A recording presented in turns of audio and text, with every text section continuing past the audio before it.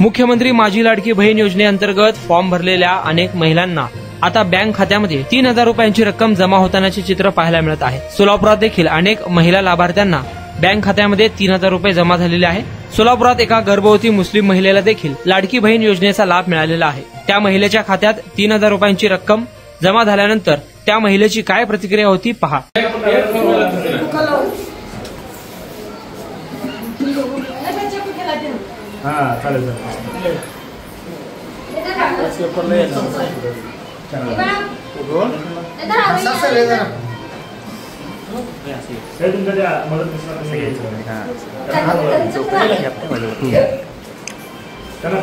सेंटरला घ्यायचं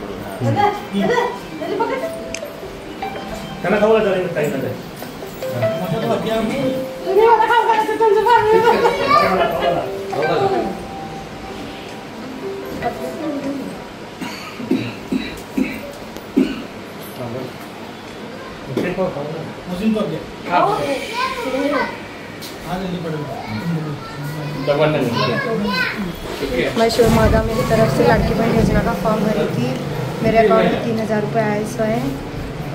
मैं प्रेग्नेंट हूँ। मैं बहुत खुश हूँ कि मेरे अकाउंट में पैसे आए, इसलिए मैं शोएब मागामी का शुक्रिया अदा करना चाहती हूँ। शोएब मागामी करीब बहुत पैसे ही कामयाबी अदा करें।